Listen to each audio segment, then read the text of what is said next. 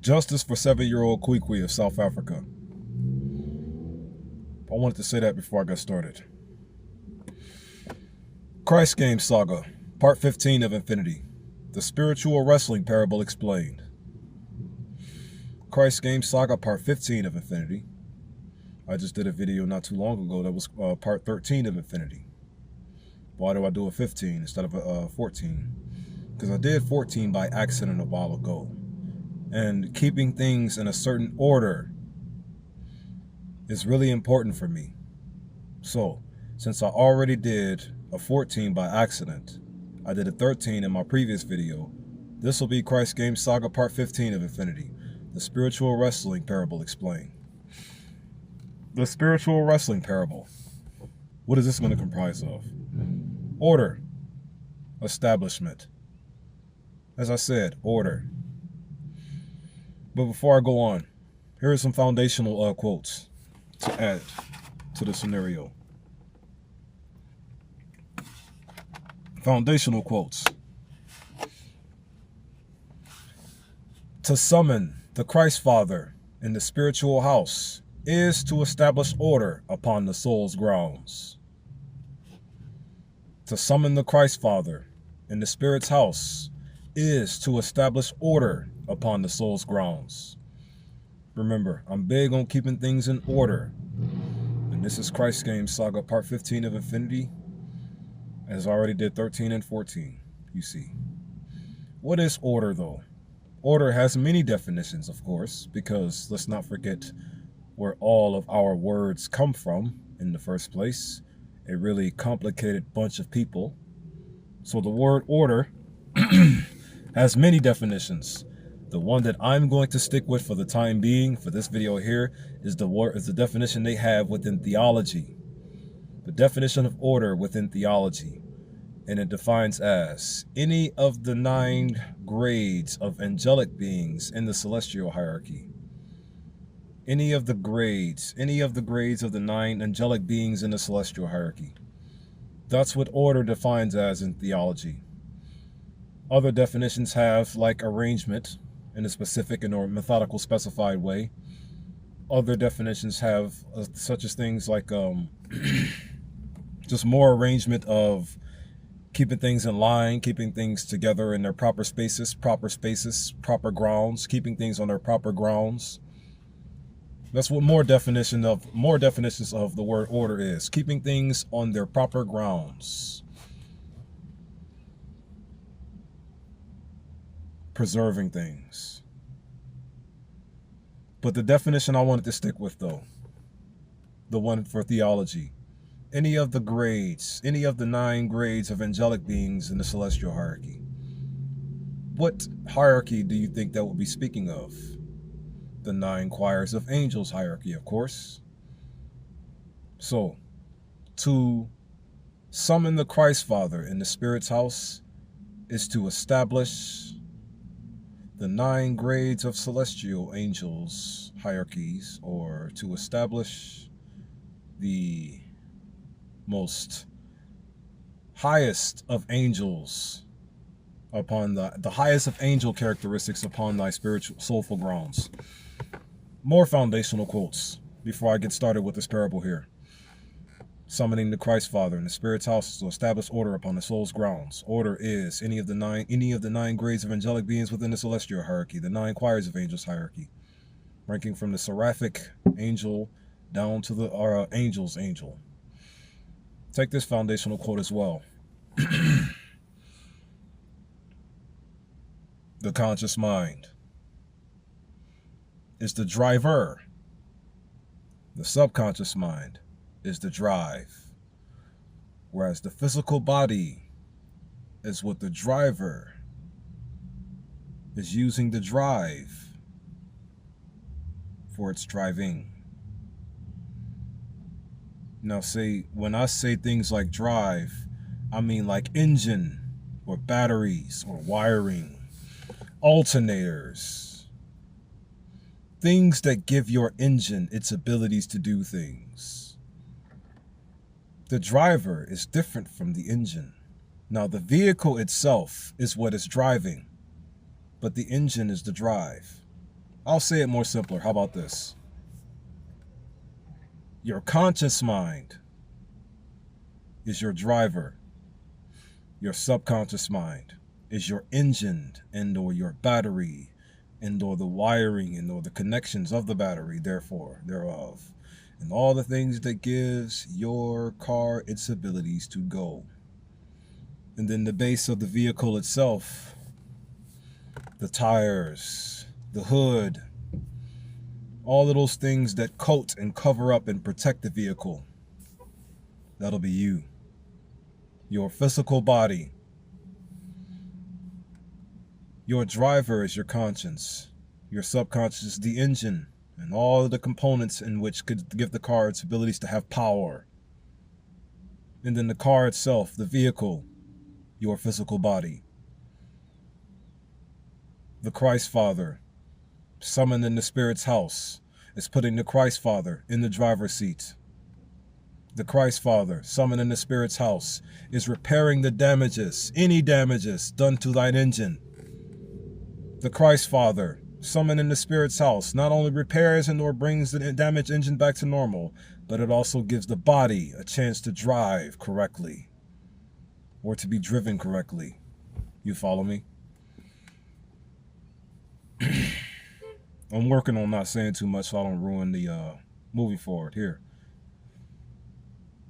The Christ Father, summoning the Christ Father in the Spirit. The Christ Father. Remember, this is the spiritual wrestling parable, and right now I'm just saying a bunch of foundational words to get ready to label and describe what I'm talking to you about here. Now, foundational quote words. Here is a big one and a very important one for this video here. So right now, currently, our current foundational setup is as the following words are labeled and described, or follow as the following words labeled and described. Everybody believes that love is hatred, and hatred is love. Everybody has been led to believe, or should I say that everybody right now currently has the foundational belief that love is hatred and hatred is love. Everybody has that foundational belief right now currently. What is the solution? Becoming aware of why the foundation is in its place as it is currently. Who established this quote, this said foundation? Who established this foundation? And how can we destroy it if we find out that we don't like it? And or why they established the foundation? Many questions, whatever you like to ask, yeah? So, right now currently. So once again, right now currently, the world's foundational belief system, right now currently, everybody believes that love is hate and hate is love. What would be the solution? Multiple solutions. First of all, recognize that this is the foundation in which the world is being forced to stand on right now currently, and recognize how there's only one kind of love, love itself, and that there's only one kind of hatred, hatred itself. Or you could Genesis chapter 50 verse 20 it and say balance is love and love is balance. So all kinds of ways you can reverse and or destroy the foundational grounds in which we all been forced to stand upon. This is just a parable, or foundational quotes before I get to the parable, the spiritual wrestling parable. So, once again, the current foundation in which the world is standing on, everybody's been taught to believe that love is hate and hate is love. Solutions: recognize that love is only love and hate is only hate. Get rid of what you need to get rid of and keep what you need to keep. Or you can play it the smart way versus just going all guns a-blazing and say balance is love. Replace hatred with balance. Replace hatred with balance and say balance is love and love is balance. Or instead of looking at it in that regard, because that's what I personally would say, to kind of trick talk the idea in there, you could also just say balance supports love, hatred does not. Balance supports love, hatred does not. You follow me? So, recap on the foundational quotes. Summoning the Christ Father in the Spirit's house is to establish order upon the soul's grounds. As above, so below. The Christ Father is the driver, and as soon as the Christ Father gets in the car, the engine goes back to normal, and/or the hatred within the engine gets disintegrated, and it only becomes love thereof. Meaning, the only way that the Christ Father will drive properly is if the foundation is pure love versus a mixture of love and hate, trying to confuse us and make us believe that hatred is love and love is hatred. I'm working on getting my voice fixed, or trying to. Moving forward. So, once the Christ Father is summoned in the Spirit's house, what ultimately happens is that the vehicle's engine or subconscious mind or grounds, they just become love, because Christ is all about love. And once his balanced energy is summoned into the Spirit, it'll be a love bomb detonating on your current field. And it'll turn your field into what it was meant to be, love. Or nothingness. Because let's not forget, this world feels like nothing happening is boring, not beneficial. Moving forward.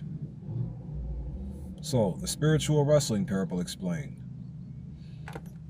Once again, another recap. Summoning the Christ Father in the Spirit's house to establish order upon the soul's grounds.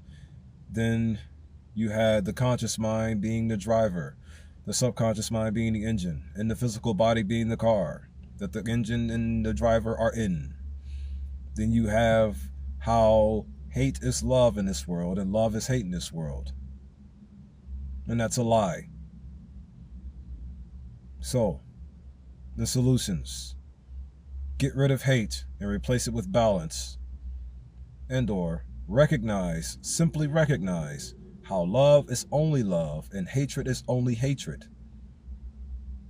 Pick and choose which one you want to keep on your grounds. Moving forward. The spiritual wrestling parable explained. 9 things real quick. First 4. Positive human character behavior, or positive human behavioral force, negative human behavioral force, balanced human behavioral force, and dead human behavioral force. Or positive human behavioral force, tranquil, forceful, or force human behavioral force, just meaning nothing. No kind of, the negative energy at its soul state is what force is. Balanced and/or quiescent human behavioral force. And third, well, not quiescent, balanced and/or equipoised. Equipoised. It's another word to label and describe something being balanced out. Balanced mind. Equipoised human behavioral force, you see. And then the third one, quiescent human behavioral force. Those are the first 4 things. The first 4 dimensions, or first 4 things to mention. 5th thing, the demon in which wants those 4 things I just mentioned to all operate opposite of what they were originally designed to operate as. Meaning she wants, or it wants, negative things to be dominant versus just a force in which we can utilize. It wants positive things to be negative, and it wants balanced things to be imbalanced, quiescent things to be dead completely. That's what it wants, the 5th thing of the story. It's pure jealousy. Or the 5th thing that I'm telling you about, the 9 things I'm talking about right now. This is pure jealousy, discontentment, envy. What you got, it can't stand the fact that you got it at all. It only attacks you because you are something here to attack. It only despises you because you are something that exists to despise. It does nothing for any reason at all, only decides to destroy lives. But it can only destroy lives in a certain way. What kind of way can it destroy lives? To and through the people in which it has here to destroy. And it uses a group of people to do so. That we have here that I'm getting ready to tell you about. Which is the sixth part of the story. For what is the fifth part of the story? The devil. The devil itself, BKA the world government. The sixth part of this story, what the devil uses to put its ways onto our grounds. And or the sixth part of the story, what the devil uses to establish its ways into our world. And what is it? What you would call the 1 billion, which I thought was 2 billion because I thought it was 9 billion people on this planet, but it's only 8 billion people on this planet. And if your skin tone is a full shade or two darker than theirs, they see you as an enemy, not me. So that means 7 billion people on this planet and some change, and it's only about 1 billion of these so-called white people. Not 2 billion, it was only 1 billion. So, the devil, through the 1 billion white people globally, worldwide, is using them to establish its ways into our world, onto our grounds, onto our soulful grounds. So in other words, the devil is, in a sense, trying to incarnate throughout humanity using white people.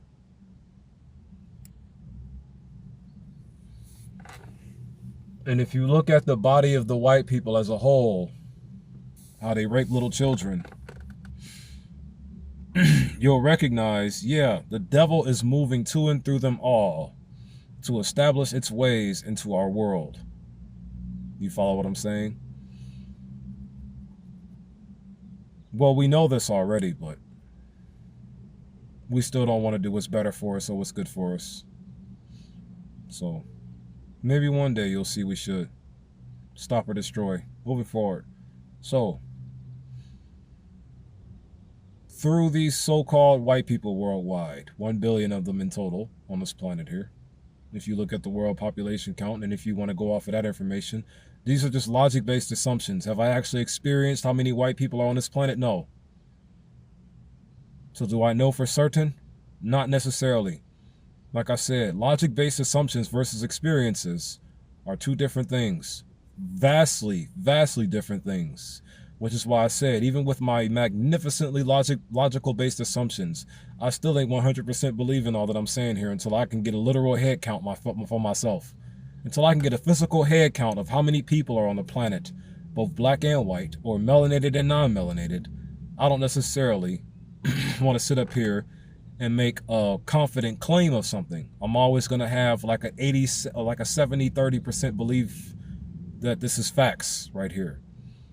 But just looking at the number you put online and looking at how many brown people are in this world, or kind of light brown people are in this world, and that are not all white as you try to paint them as from China and USA, because most of the people you see on TV, you'll see from USA or China, and most of them have white skin or pale skin, or what you would call fair skin. Why do you call it fair skin? Ain't nothing fair about your skin. That's a genetic modification. It shouldn't be that way, meaning you shouldn't be white. There shouldn't be any white people at all. Why are there white people? There shouldn't be. Are you saying they should be like us? Yeah. Moving forward, though. So, 8 billion people on the planet. If your skin tone is a full shade or two darker than theirs, they see you as an enemy and I see you as an ally. If your skin tone is a full shade or two darker than theirs, they see you as something to step on, or something to influence into war so they can build a smart city upon your homes. If you are yellow, brown, or anything not of what they are, you are a problem in their eyes. That's how they were taught.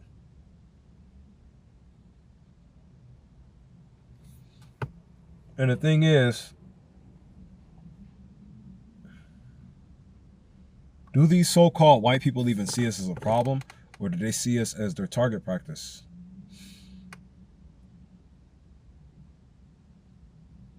Honestly, they can't see anything at all. You want to know why?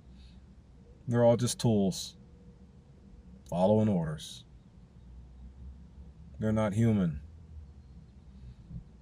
They are a tool in which the devil uses as a sword to bore down every melanated man, woman, and child on this planet, which is the seventh part of this here story I'm telling you right now. I'm getting to it. The seventh part of this story that I'm telling you about is every melanated man, woman, and child on this planet, the 7 billion melanated people worldwide. I personally believe it's 7 billion. It could be more. It could be more. Because, like I said, the main white people we see on the planet right now are whatever they put on TV from China and from USA. The only kind of people we see on TV are the USA people or the Chinese people. And when you look at their skin tone, it's what they will label and describe as fair, pale, or white. Did you know there are 212 million white people in this country alone? And you wonder why it never gets attacked. Why doesn't this country get attacked like the other countries do? Probably because most of the attackers are here in this country, huh? Or are they just the tools being used to attack? I give them no sympathy. I don't want to work with them. I recommend we don't even... They're nothing to acknowledge. They're nothing to have pity or sorrow for. No, they just need to be stopped or destroyed. If you all knew what was good for you, you only want to stop them. And if you all knew what was better for you, you'd only want to destroy them. But then it's also too like, what's causing them to be them? I keep on saying trick words like that and not sending you in one energy or one emotion, because let's not forget how much we are being stalked all day long. Moving forward. So, every melanated man, woman, and child on this planet, 7 billion in total or more. If your skin tone is a full shade or two darker than theirs, you are one of mine, and I am one of you. You may not see it this way right now, but once this idea gets out here, you might just. Because once you see what the root core of the problem is, you will stop at nothing to prevent it from being what it is currently. Once you see what the root core of what the problem actually is, you all will stop at nothing to prevent it from being what it is. Then again, we shall see, right? So the seventh part of the story, the 7 billion plus melanated people worldwide, all of ye who harbored a skin tone a full shade or two darker than the non-melanated.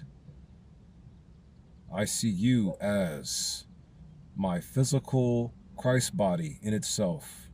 You are my Christ body in which something else is trying to incarnate through you as. And it is using these so-called white people worldwide to prevent me from entering my body, to reclaim it again, and fight back again. And what is this thing? The devil, the fifth part of this story, which is controlling the sixth part of the story as a sword, and is using its evil sword for no reason at all to bore into the seventh part of the story, which is my body, and pin it down to the ground and keep it in submission. For what? No reason at all. It's just evil and it just wants to do it. So what's going to happen? Remember, this is a 9-part story, yeah? So check it. Enter the 8th part of the story. What is the 8th part of this story? The 8th part of this story is the first 4 parts of the story combined into one. the first 4 parts of the story are also the original character traits of the 7th part of this story combined into one, meaning their original capabilities, meaning what they're originally able to do. You follow me?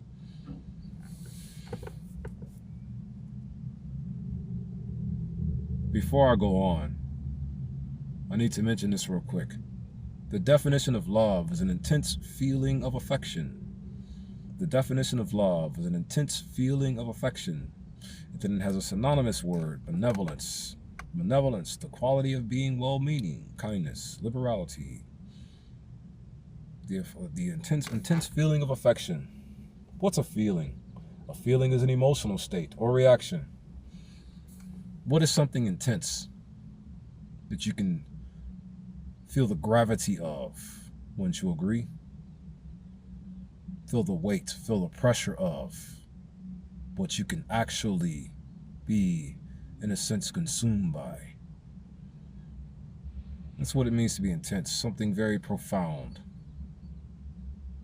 Affecting. You follow me?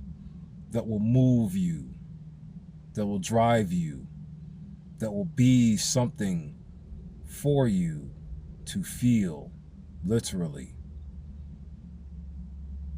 Metaphorically speaking. You follow me? So, affection though. Check this out. Affection. What does it define as? A simple definition. A mental state, an emotion, or the liking or fondness for something. When you take a look at the definition of affection and you look at all of the definitions of them versus that one part that says about a disease or something like that, and just remove that out the way and then combine all of them together, you'll notice how all of these definitions for this one word are what give this word its abilities to be applied. You follow me? The definition of the word affection, meaning affection with an AF, not an EF, right? And then there's a definition of it when you scroll all the way down past the likingness or fondness for something, scroll all the way down to where it says a mental state, an emotion. I'm saying this before I jump to part 8. A mental state, an emotion. What is your mental state in its natural base standing? It's balanced. What is your emotional state in its natural base standing? It's good all the time. So, if your mental qualities are balanced and your emotional state is good all the time, and you have an intense feeling of this, what you will give to the world is what this is. Moving to and throughout you all, balanced goodness or balanced love. Affection is a mental state, an emotion. Latin origin, influence, or to influence, you see. So if you have an intense feeling of an emotional state, or if you have an intense feeling of a mental state or an emotion, then that means you have an intense feeling of a balanced mind or an intense feeling of a good emotion. That's what love is, an intense feeling of a balanced mind or an intense feeling of a good emotion.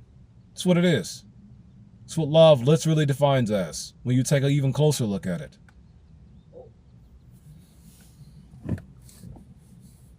This Christ Father parable, this spiritual wrestling parable that I'm cooking up, what it ultimately is this 8th part of the story that I'm getting ready to summon in the spirit, in which it's going to wrestle the evils you have inside of you down. But then there's also more things it's going to do. Because this first is going to do this. The 8th part of the story now. All 4 of those things in the beginning combined in one, to be labeled and described as one thing, love. Because that's what they are. Those first 4 things all together can be labeled and described with 2 words after this one, balanced love, you see. So in other words, balanced love is about to get summoned into the spirit and wrestle imbalanced hatred. That's what's about to happen here. That's what the whole point of this parable is. The whole point of this parable is to encourage the Christ Father to get summoned in the spirit to be the balanced love in which wrestles the imbalanced hatred. And he's going to win, because let's never forget, the energy in which is giving Christ his ability to be here, the other one is just copying off of. Moving forward. So here.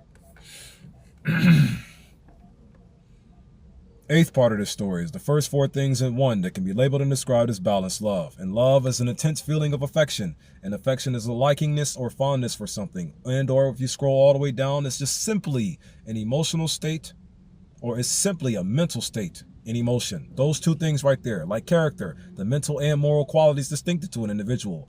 You're good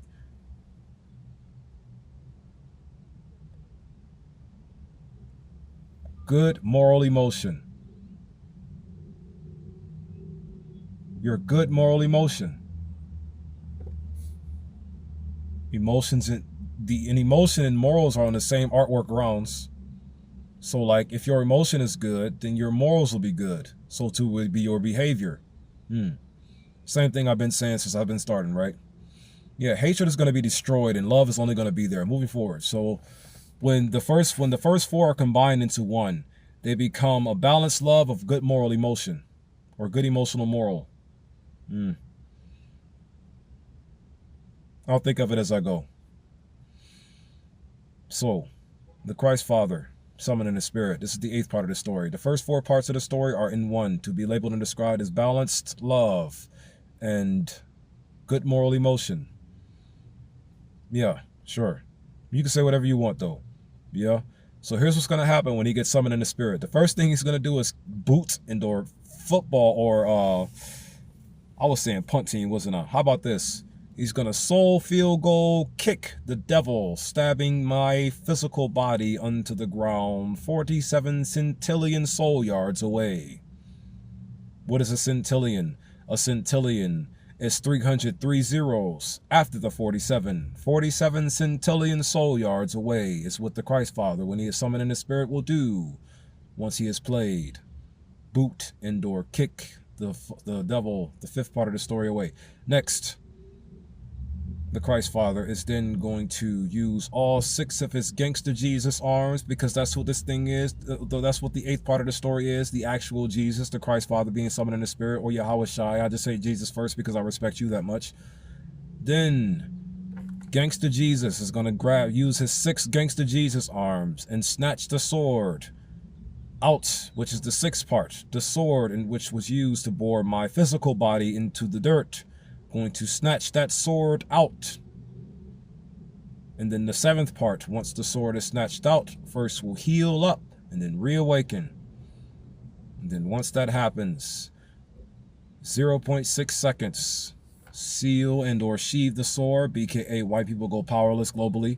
Next, I spiritually uplift every melanated man, woman, and child on this planet to an infinite dimensional thinking mind and beyond.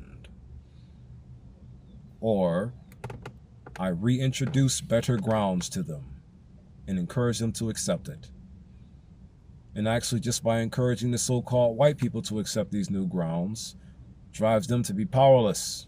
And what is their power right now? Preserving the lie that hatred is love and love is hatred. So, if they are sheathed into the sword, or if they are sheathed into the Christ Father's cosmic sword sheathed, or should I say the spiritual wrestler's cosmic sword sheath, because that's what the eighth part of the story is, the spiritual wrestler parable that I'm getting ready to kick to you. If the Christ Father sheaves them away, they will lose their power, which is to preserve this lie here, that love is hate and hate is love. Instead, they'll see that balance is love and love is balance, or love is just love, period. We don't need the hatred at all. So in other words, if the white people lose their power, they lose their hatred. Long story short. And that's what the overall point of this parable is, to force you upon new grounds. Because the grounds I'm going to force you upon are going to be love grounds. Am I going to love you? No. I'm just going to do whatever I can to get out of your hell. Say whatever I can to get out of your hell. I just want to go home. It just so happens the fastest way I get there is using my ability to spiritually uplift everything alive to an infinite dimensional thinking mind and beyond. This is one of the ways. Moving forward. Next. Sheath, sword, 6th part, gone.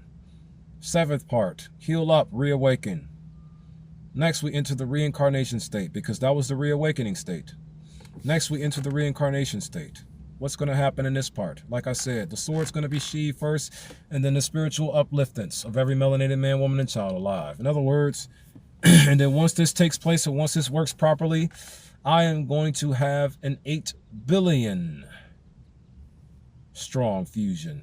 Thought it was a 9 billion strong fusion, 8 billion strong fusion. But let's never forget, I am still becoming one whole species, or one whole being, one whole thing is what I'm becoming. So that means I'm going to have a 7 billion plus melanated body, strong melanated body, and I'm going to have a 1 billion strong or less sword. And the devil will still be flying away from the 47 centillion yard kick. And the reincarnation is now being established. I am ready to wrestle or take the devil down. The devil is still flying away. And then the devil stops flying away. And now it's about to become the 9th part of the story that I was just telling you about, because that's the 8th part of the story, the King of Kings reincarnation and the reawakening, or the reawakening, reincarnation, and resurrection, because that's the part we're getting ready to step into, the 9th part, the resurrection now. Now we almost ready to wrestle, because here the devil comes back. But here's the thing, we got a transformation we can make called the infinite omnipresent thinking mind. The infinite omnipresent thinking mind. So meaning, even as the devil is getting ready to come back, we can attack it before it does. Like, it can be flying away. And due to our ability to see and be everywhere, even as it's flying away, as soon as it comes back, we can just hit it. You see?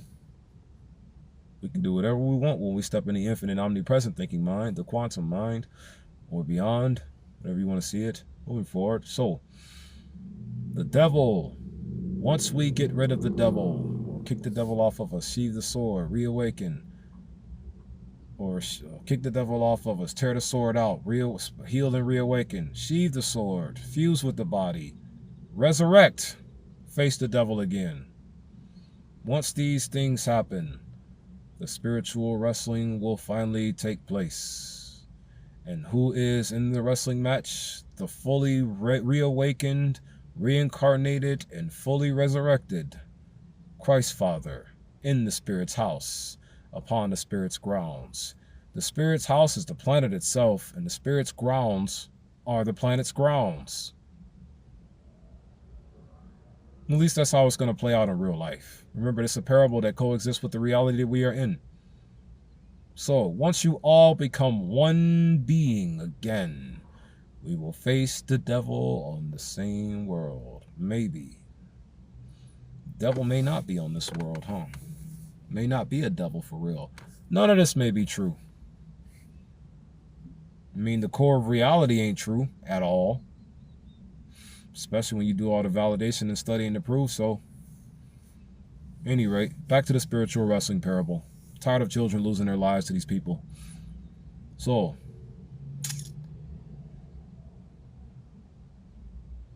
once the Christ Father is fully reawakened, because you are the Christ Father, you all are the true King of all kings. Did you know you were all born with Christ's Spirit, or Jesus' Spirit, or Yahweh Shai's Spirit? Did you all know that you were naturally born with it? You want to know what the problem is? As soon as you are born, the devil gets to putting things in your head and doing things to your body that'll take you away from it. You don't deserve to be away from the Christ way. You don't deserve it. You know what you all should want? Oh, you're going to say take out all the way? No. You should all want to go home.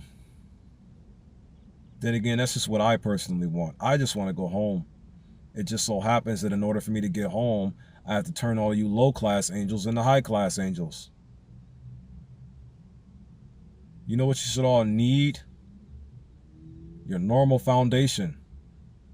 That's what you should need, instead of the lying foundation that you all have currently, which tells you to believe and/or which tells you to have a firmly held belief without even knowing that you have the firmly held belief that a lie or that hatred is love and love is hatred. That's just a simple lie right there. Completely oblivious lie right there. Because love can only be love and hatred can only be hatred. And at its core, when you look at the absolute definition of what love is, it's the mental and moral qualities of an individual. Meaning your natural mental state, balance, natural moral grounds, good. Balanced, good. Balanced, love.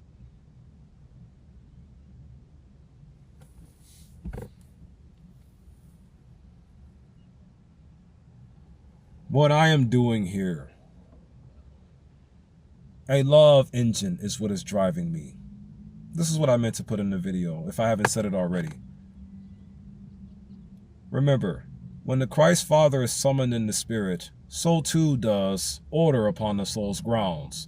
And what is order literally defined as? One of the definitions in theology. Any of the 9 grades, any of the 9 grades of angelic beings in the celestial hierarchy. Let's talk about the 9 grades for a moment. Talking about it from the current liberation on down. Now watch this. The seraphim angel. Remember, order is the artwork of our subconscious minds, because the Christ Father is being summoned in the conscious mental house. And once the Christ Father is summoned in the conscious mind's mental house, he will kick the devil away, fuse with the body, and reestablish order upon the soul's grounds, or upon the spiritual house's soul grounds, and order any of the 9 grades of angelic beings in the celestial hierarchy. Remember, it's all just a parable to coexist with the reality that we are in. And what is our subconscious mind? When you look at it from another parable viewpoint, or one of the other foundational words that I had earlier, an engine. It's an engine. That's what it is, an engine that gives your vehicle its abilities to go. And/or it is what your driver has to work with to give your vehicle abilities to go.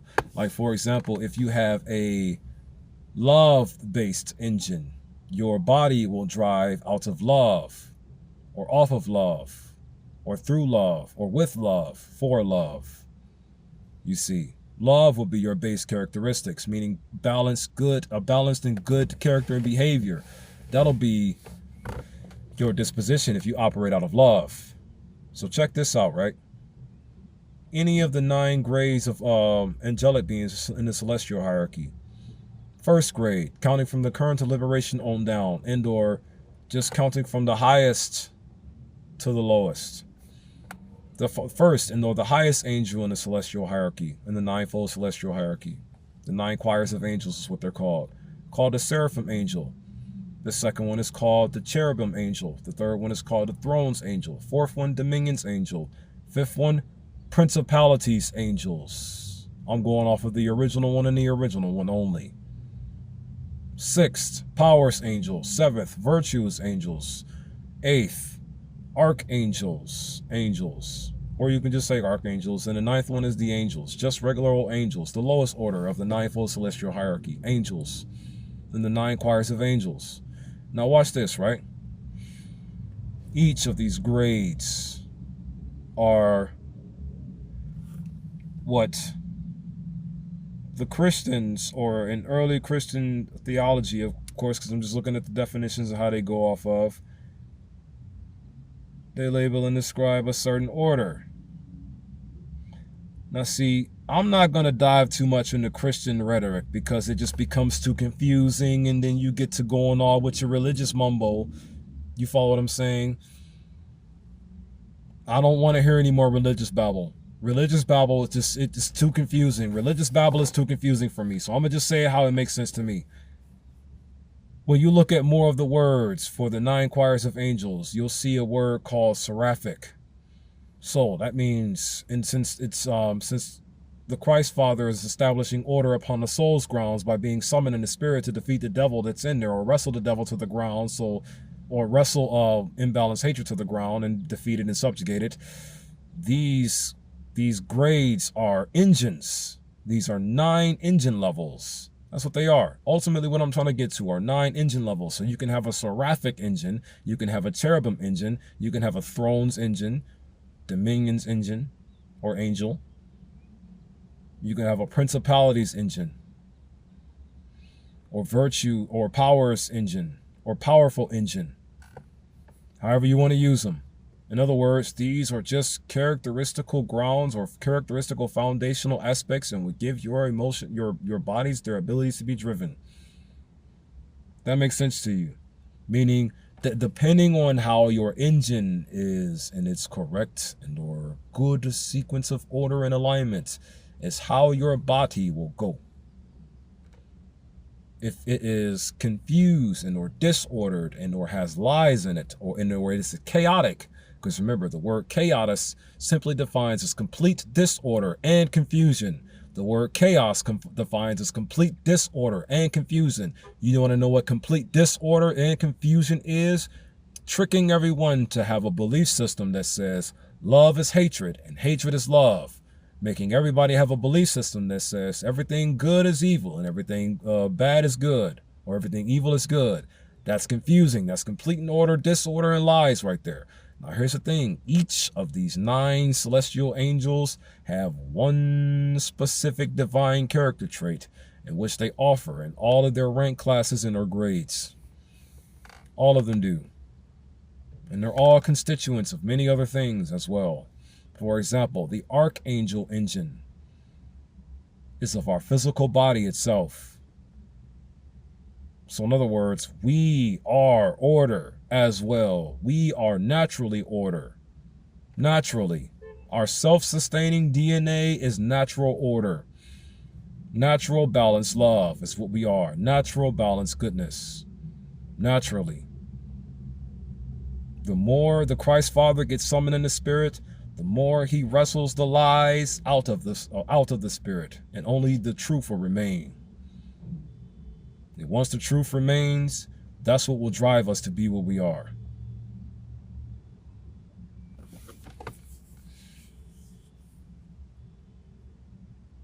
Dominions engine, principalities engine, powers engine, virtues engine, archangel engine, and angels engine. These are the 9 specific engines that are also 2 all in one. So that means the seraphic engine is also what gives the archangel engine its chance and or its abilities to be. The dominions engine gives the principalities engine its chances to be one. The angel engine gives the archangel engine grounds to stand on, and or the more abilities to be the engine in which it was designed to be. In this, my family, when the King of Kings reincarnates to and throughout us all, is what it will be reestablishing inside of its own grounds. It's the King of Kings body. We are Christ's body. You don't have to use the name Christ. You don't. Want to know why? Because it's just nature. It's the good and balanced part of nature. No genders. No mother nature. Not even really a father's nature. There is no genders. It doesn't need a he or she title at all. You want to know what it just is? Power, energy, force. The true God of the universe itself. The source of all moral authority itself. Doesn't need a form, doesn't need to look like a white teenage boy with his yak cut off and angel's wings or eagle's wings. You follow what I'm saying? Doesn't need to look like that at all. It's just a power in which is there for our utilization, however we wish to utilize it once we are aware of how to utilize it. It's up to you though.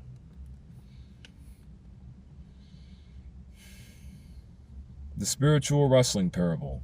the Christ Father, or Yahweh Shai Yeshua, is the wrestler that I'm going to summon in the spirit. And who is the wrestler going to go against? The 9th part of the story, which is also the 5th part of the story, which I booted away earlier.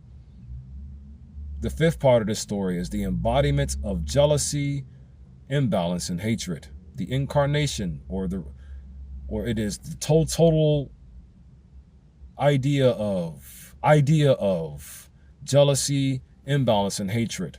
Whereas the Father, the Christ Father, or this Yahweh Shai spirit that I'm summoning into the spiritual, onto the soul grounds to give the devil his challenge. My God that I believe in personally, that I have a firmly held belief in the existence of. It's all about pride, opposite of jealousy for one. Balance and love. Pride for balance and love. Sure. What is pride? Satisfaction. Pride is a deep feeling of pleasure or satisfaction derived from one's own achievements. An achievement is a standard, love standard. That's what the Christ Father set for himself to live in, a love standard. The Christ Father did not set for himself to live upon a hate standard. He did not set that for himself. Nor did he try to set a standard where the devil and himself will be on the same grounds duking it out. You follow what I'm saying? That's not how he set it up to be. A deep feeling of pleasure or satisfaction derived from one's own achievements. The achievements of those with whom one, like the Christ Father, is closely associated, or from qualities or possessions that are widely admired. You want to know what a quality is? The standard of something is measured against other things of a similar kind. Standard, there go that word standard again, a level of quality or attainment, like an achievement. Something that was already done a long time ago, to give us the ability to stand on a long time ago. The true God of the universe gave us a love standard to stand on a long time ago. The only law of our universe is love. The only law. The devil just swoops in and tries to say, hey, your law is pure hatred. Why do you have to only have one law? Your law is just sitting there doing nothing. It needs to have this added to it and that added to it. No, it does not. You just need to stay out and stay away, but you won't. Because it's fun. To just confuse my family endlessly.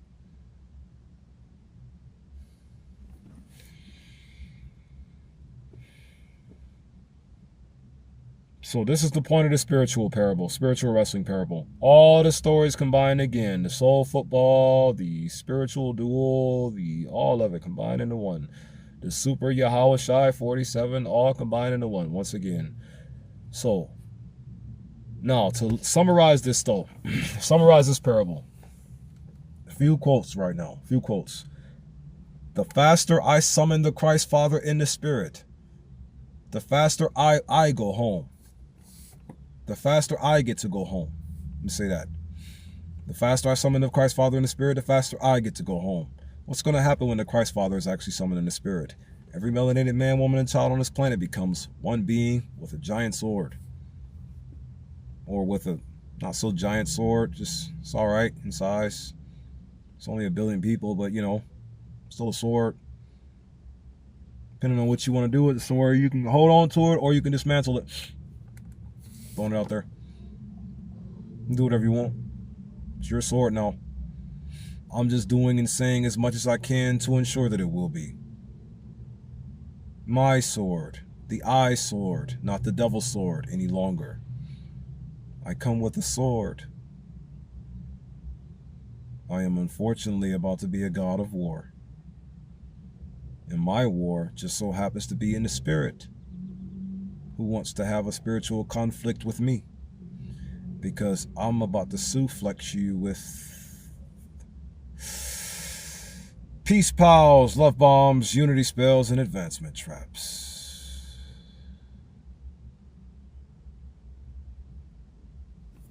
Justice for Kwee.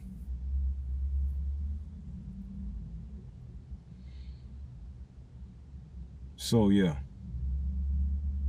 Christ Father becomes one globally to and throughout the people, meaning he gets reawakened, reincarnated, and resurrected to and throughout the people. And then the final battle for the reestablishment takes place. The wrestling match, or the fighting match, or the duel. Whatever you want. For this parable right here, it's just going to be a wrestling match.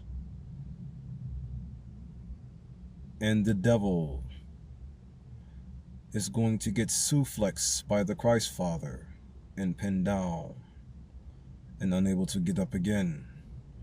And what will be reestablished upon the soul's grounds? What the soul is.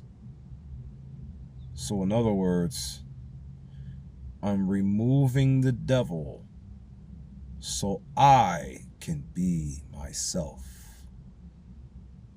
Long story short, getting the devil completely out of the way so I can just be the way. Because I am the way, the truth, and the life. And literally no one cometh unto the Father of lights, James 1:7, but by me.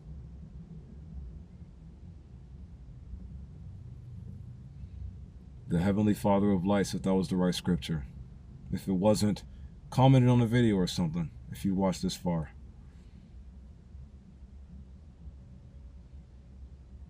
I love you intensely, I love you strongly, and I love you overwhelmingly. And there's nothing any of you can do about that at all. Shalom, shalom, shalom. May these words reach you with overwhelming and superior, pervasive, omnipresent, towering grace. And guide you and or be the correct verbal strategies you need to put an end to those who are only here to ensure our lives will experience ruin and constant ruin. Justice for Kwee of South Africa. Do your research on what that story is all about. A 7-year-old girl.